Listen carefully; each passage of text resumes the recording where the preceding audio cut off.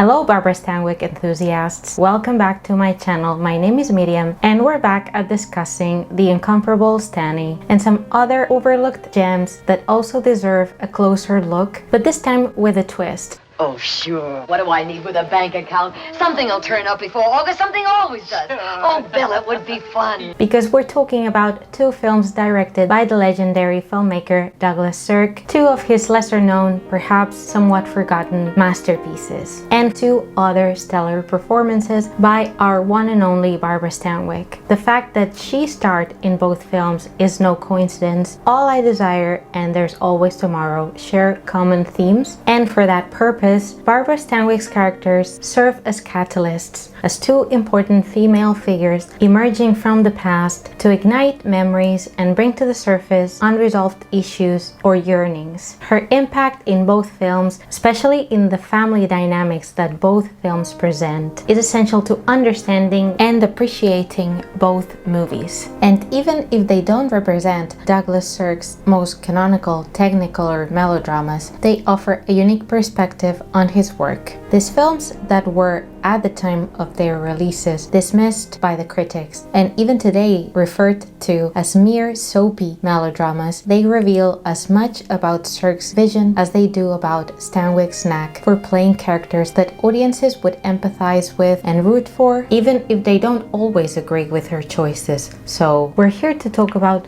Soap. I love thee to the level of every day's most quiet need, by sun and candlelight.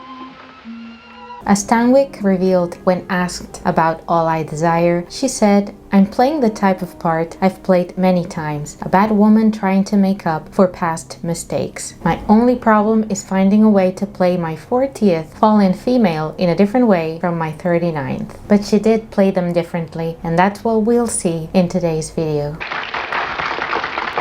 Released in 1953, All I Desire. It's a black and white melodrama initially intended to be in color and set in the 1910s that tells the story of Naomi Murdoch, played by Barbara Stanwyck, a down-on-her-luck actress who left her family in pursuit of her career. But after receiving a letter from her daughter inviting her back for a big occasion, Naomi, after 10 years of absence, decides to return to her hometown, to her now grown children, and to her estranged husband, played by Richard Carlson. As you can imagine, current and past relationships are intertwined in this not-so-auspicious reunion. Tensions arise, feelings and secrets resurface. In fact, her return triggers a series of events that force each family member to confront their own desires and their regrets. And so All I Desire definitely touches on the subjects of redemption, forgiveness, and the impact of past choices. Stanwyck delivers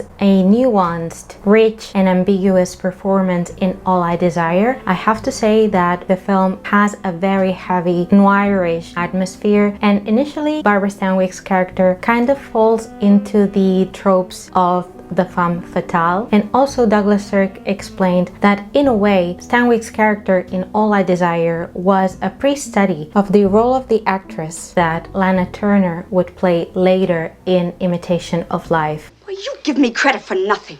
The story of All I Desire was based upon the novel Stopover by Carol Brink, and as I was saying before, Douglas Sirk had initially wanted to adapt the story in color and also wanted to maintain its original title, Stopover, because instead of a flat title such as All I Desire, it announced a darker tale, a break in a journey as reflected in the novel's original ending, which Sirk also strived to maintain but had to modify at the request of the film's producer Ross Hunter. It would not be the only time Sirk had his differences with Hunter at Universal Pictures, but it is undeniable that he orchestrated some of Sirk's most commercially successful and iconic films. However, Douglas Sirk had his final say and a small victory using the title Stopover in the film Imitation of Life, incidentally produced also by Ross Hunter as Laura's, Lana Turner's character, first grand stage success. The cast also includes Laurie Nelson, Marcia Henderson, Billy Gray, Lyle Bedger, Fred Nerney, and Lotte Stein, with a couple of comical characters diffusing some of the drama of the story,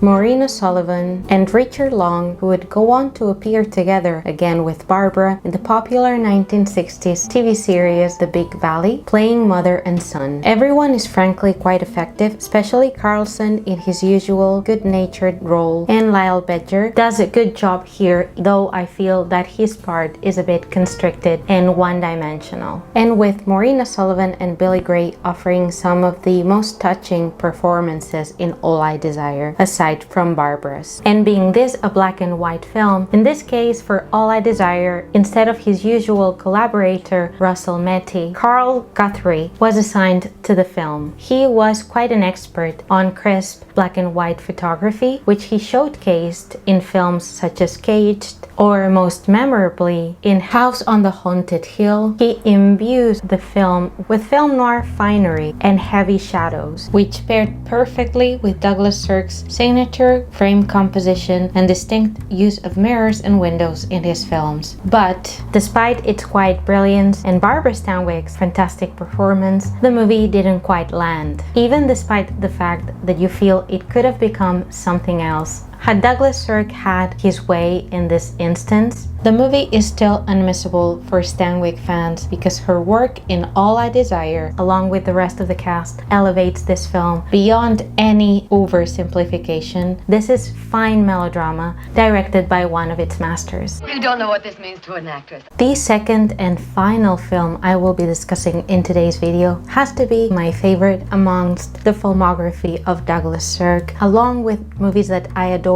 such as Written on the Wind, A Time to Love and A Time to Die, or All That Heaven Allows. This is a movie that definitely defies expectations since the focus is slightly different, even though, like All I Desire, it tells a story of how the reappearance of a person from the past can disrupt and alter the apparent stability of the central family of the film. But in There's Always Tomorrow, the story follows Fred McMurray's character, Clifford Groves, a middle-aged toy manufacturer whose life seems settled into a routine both at home and at work, as he feels little appreciation from his family. One night, after another domestic disappointment, an old flame, Norma Vale, played by Barbara Stanwyck, makes an impromptu appearance at his home, which further accentuates his discontent while it reignites past feelings and memories. Once again, the weight of missed opportunities and unfulfilled desires challenge Clifford's choices in the pursuit of a conventional, stable life. Fred and Barbara are perfect together again because they retain their fabulous chemistry that they displayed in wonderful films like in Double Indemnity or Remember the Night. Both actors prove their quality and authenticity in their accounts of each other's situations. Barbara gives a sensitive and sensible performance with less ambiguity than in All I Desire, but with her portrayal of loneliness and disappointment in a society that won't allow status quo to be altered. Since the film rests on their complicity that is essential for the story to go as far as it goes, it is so easy to get invested in that story when it's Barbara Stanwyck and Fred McMurray who are playing these parts, and Joan Bennett, the third party in this conflict, playing the wife of Fred McMurray, walks away with one of the most purposefully oblivious housewife portrayals in classic films. Reminiscent of some of her best femme fatale parts in noir, Joan offers a toned-down, masterful exercise in good-natured, condescending villainy.